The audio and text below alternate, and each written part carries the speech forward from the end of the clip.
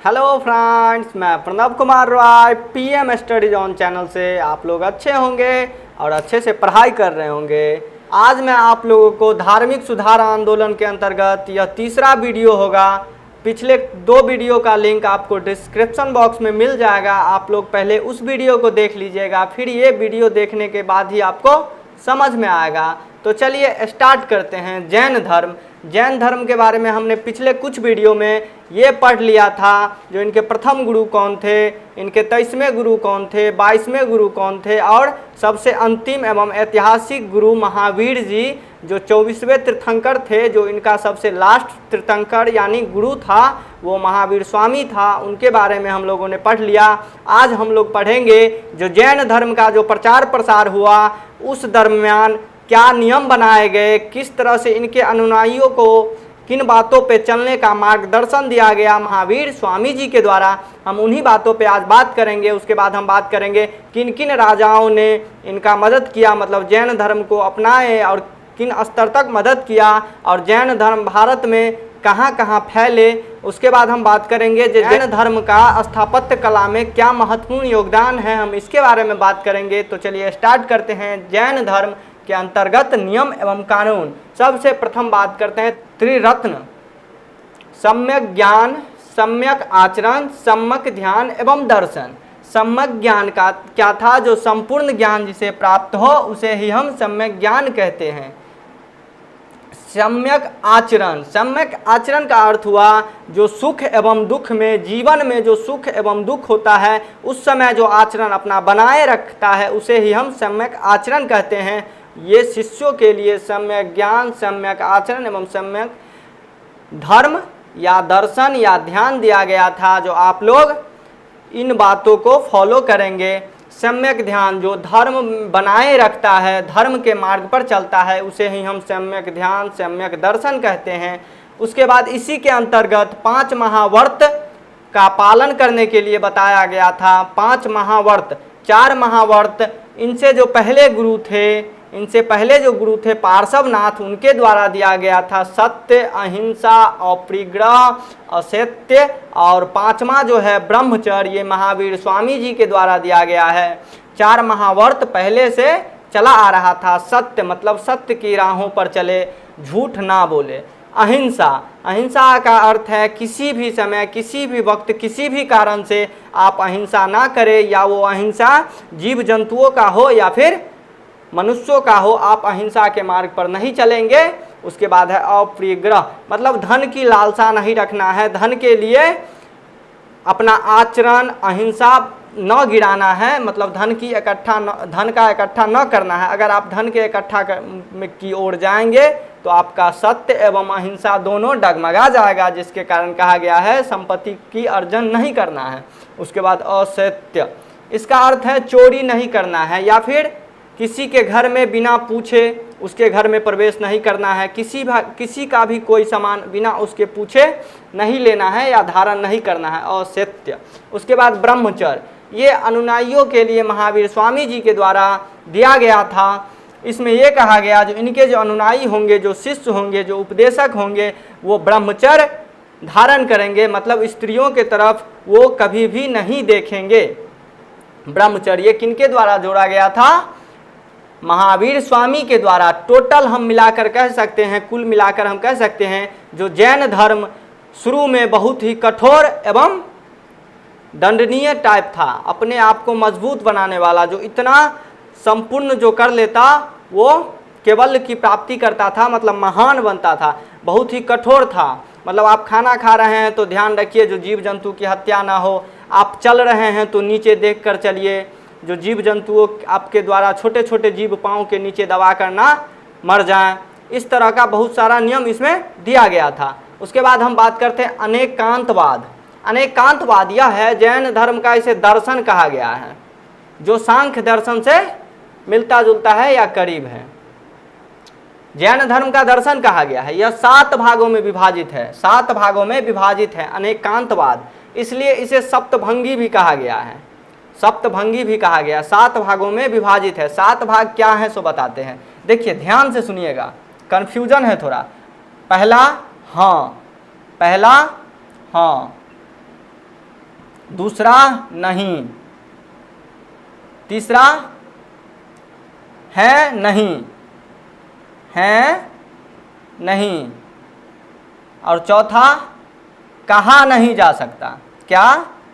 कहा नहीं जा सकता, कहा नहीं जा सकता। पांचवा है, कहा नहीं जा सकता। छठा नहीं है, कहा नहीं जा सकता। और सातवां है लेकिन है नहीं है, कहा नहीं जा सकता। इन सातों को मिलाकर सप्तभंगी कहा जाता है। इसे ही स्यायवाद भी कहा जाता है, इसे ही स्यायवाद भी कहते हैं। सृष्टि का निर्माण जैन धर्म के अंतर्गत 6 पदार्थों से मिलकर बना है। सृष्टि का निर्माण जैन धर्म के अंतर्गत 6 पदार्थों से मिलकर बना है। देखिए, जीव, पुद्गल, धर्म, अधर्म, काल और आकाश। क्या था 6 जिससे सृष्टि का निर्माण हुआ? जीव, पुद्गल, धर्म, अधर्म, काल, आकाश। इन 6 से मिलकर सृष्टि का निर्माण हुआ है जैन धर्म के अंतर्गत।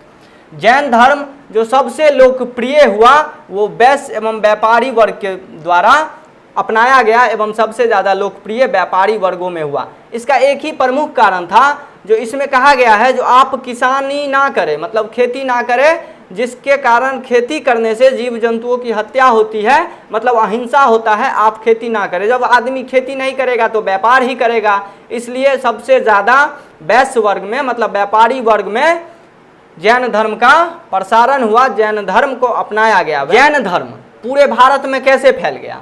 जैन धर्म फैलने का एक कारण था, सबसे जो प्रमुख कारण था वो ये था, जो महावीर स्वामी राजा परिवार से, क्षत्रिय परिवार से आते थे और इनका संबंध बहुत सारे राजाओं से था। इनके जो मामा थे वो भी इनके अनुयायी थे, इनके मामा जो थे वो भी इनके अनुयायी थे। इसके बाद चंद्रगुप्त मौर्य जो महान शासक था, जिसने भारत का शुरुआती दौर में नींव रखा, वो भी जैन धर्म को मानते थे एवं जैन धर्म के अनुयायी थे। उसके बाद हम बात करते हैं कलिंग वंश के राजा खारवेल। कलिंग वंश के राजा खारवेल भी जैन धर्म को मानते थे। उसके बाद अजातशत्रु के पुत्र उदयन जिसने पाटलिपुत्र का स्थापना किया, वो भी जैन धर्म को मानते थे। इन सब राजाओं के द्वारा उत्तर भारत में प्रचार प्रसार किया गया एवं दक्षिण भारत में भद्रबाहु के द्वारा प्रचार प्रसार किया गया। इसका ये दौर था जब पटना पाटलिपुत्र से भद्रबाहु के द्वारा कुछ शिष्यों के द्वारा केरल की ओर गया। केरल की ओर जाने के दौरान वो वहाँ प्रचार प्रसार किया, जिसके कारण दक्षिण भारत में जैन धर्म का प्रचार हुआ।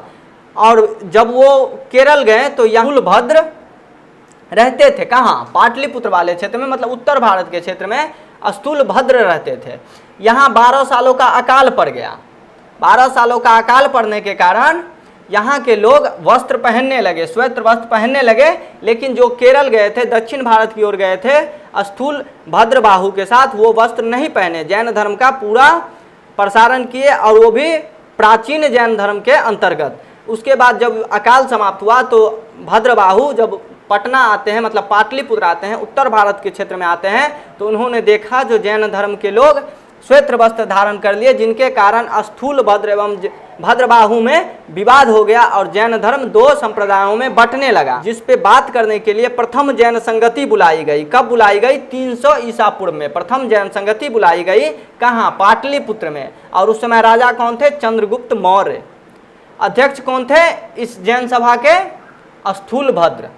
हुआ क्या, जब दोनों संप्रदाय, एक संप्रदाय कपड़ा पहनने लगे और एक संप्रदाय जो थे, जो वहाँ रहते थे, वो केरल की ओर जो गए वो कपड़ा नहीं पहने, दोनों में विवाद हो गया। फिर जैन संप्रदाय 2 भागों में बंट गया। 2 भागों में बंटने का कारण था, जो कपड़ा नहीं पहनते थे या जो प्राचीन जैन को माने वो दिगंबर कहलाए, जो भद्रबाहु के साथ चले गए, और स्थूल भद्र के साथ रहने वाले श्वेत वस्त्र को धारण किया, और इन लोगों को श्वेतांबर कहा गया। भद्रबाहु जैन चंद्रगुप्त मौर्य के आध्यात्मिक गुरु थे। भद्रबाहु चंद्रगुप्त मौर्य के आध्यात्मिक गुरु थे। चंद्रगुप्त मौर्य इतना ही नहीं किया जैन धर्म का प्रचार प्रसार करने के लिए, वो अपने अंतिम समय में श्रवणबालगोला में जैन धर्म के अंतर्गत काया क्लेश के द्वारा मृत्यु को प्राप्त किए। मृत्यु को प्राप्त काया क्लेश के द्वारा, जो जैन धर्म के अंतर्गत आता है, उसके द्वारा उन्होंने मृत्यु को प्राप्त किए। अब बात करते हैं द्वितीय जैन संगति के बारे में। द्वितीय जैन संगति कब हुआ था? 512 ईस्वी में, ईसा पूर्व नहीं, ईस्वी में। कहाँ हुआ था? वल्लभी में, गुजरात में। वल्लभी गुजरात में। अध्यक्ष कौन थे? देवश्री क्षमाश्रमण। कौन? देवश्री क्षमाश्रमण। शासक कौन था? भानुगुप्त। इस समय क्या हुआ? द्वितीय बौद्ध संगति में जैन ग्रंथ लिखा गया। क्या लिखा गया? जैन ग्रंथ लिखा गया, जो प्राकृत भाषा में लिखा गया, मतलब यहाँ के भाषा में लिखा गया। उसे अर्धमगही भाषा कहते हैं। क्या कहते हैं? अर्धमगही भाषा कहते हैं। उस भाषा में जैन ग्रंथों को लिखा गया। ठीक है। उसके बाद हम बात करते हैं महावीर स्वामी के बाद जो उपदेश दिए वो कौन थे? सुधर्मा। कौन थे? सुधर्मा। जो महावीर स्वामी के बाद उपदेश दिए वो सुधर्मा थे। तीर्थंकर नहीं कहलाए, मतलब 25वां तीर्थंकर नहीं हुए, लेकिन उपदेश देने का कार्य कौन करते थे? सुधर्मा। सर्वप्रथम जिन महिला को महावीर स्वामी ने जैन धर्म में दीक्षित किया उनका नाम चंदना था। क्या नाम था? चंदना। सर्वप्रथम जिन महिला को जैन धर्म में महावीर स्वामी ने उपदेश दिए या दीक्षित किया वो चंदना थे। जैन धर्म जहाँ निवास करते थे उसे वसुदेव कहा जाता था। क्या कहा जाता था? वसुदेव। जैन धर्म जहाँ निवास करते थे, जैन धर्म के अनुयायी जहाँ निवास करते थे उसे वसुदेव कहा गया है। इसी तरह बौद्ध धर्म के अनुयायी जहाँ निवास करते थे उसे बिहार कहा गया है। क्या कहा गया है? बिहार कहा गया है। और जैन धर्म के अनुयायी जहाँ निवास करते थे उसे वसुदेव कहा गया है। इस धर्म का प्रभाव स्थापत्य कला पे भी दिखाई पड़ता है। मतलब भारत में जो जैन धर्म छाप छोड़ता है स्थापत्य कला में, वो भी दिखाई पड़ता है। कैसे? रविकृत द्वारा रचित हाथी गुम्फा अभिलेख। हाथी गुम्फा अभिलेख में जैन धर्म परिलक्षित होता है। उसके बाद बिमल राय द्वारा निर्मित दिलवारा का जैन मंदिर। बिमल राय द्वारा निर्मित दिलवारा का जैन मंदिर। अब हम बात करते हैं जैन धर्म। जैन धर्म भारत में, विश्व में तो कोई इसका बौद्ध धर्म के तरह प्रचार प्रसार हुआ नहीं, लेकिन भारत में भी इसका धीरे धीरे विलुप्त हो गया। विलुप्त होने का कारण क्या था? ये भी आगे चलकर कर्मकांडी हो गए, जहाँ ये शुरू में सिर्फ कर्म फल को और पुनर्जन्म को मानते थे, लेकिन आगे चलकर ये संपूर्ण, जैसे ब्राह्मण ग्रंथों में होता था उस तरह से मानने लगे। मूर्ति पूजक हो गए। महावीर स्वामी जी का मूर्ति बनाकर पूजा पाठ करने लगे। संस्कृत पाठ करने लगे, जिसके कारण इससे भी आदमियों का लगाव टूटता गया और बहुत ही कठोर था। इसका नियम बहुत ही कठोर था, जिसके कारण इसके अनुयायी इसका फॉलो नहीं कर पाए, जिसके कारण जैन धर्म बहुत अत्यधिक मात्रा में भारत में नहीं अपना पांव पसार पाया। अभी जैन धर्म सबसे ज़्यादा कहाँ है? गुजरात में। आप लोग ध्यान रखिएगा, अगर पूछा जाए अभी जैन धर्म सबसे ज़्यादा किस राज्य में है तो वो गुजरात में है। गुजरात, राजस्थान में। गुजरात में सबसे ज़्यादा है, उसके बाद राजस्थान में। इस तरह मैं आप लोगों को जैन धर्म समाप्त करवा दिया। जैन धर्म आज समाप्त हो गया। अगले वीडियो में हम बौद्ध धर्म लेकर आएंगे। आप लोग को अगर यह वीडियो अच्छा लगता है तो आप लोग शेयर, लाइक, कमेंट कर सकते हैं। हमारे चैनल को सब्सक्राइब कर लीजिए एवं बेल आइकन को प्रेस कर दीजिए, जिससे आने वाले वीडियो से आप अपडेट रह सकते हैं। धन्यवाद।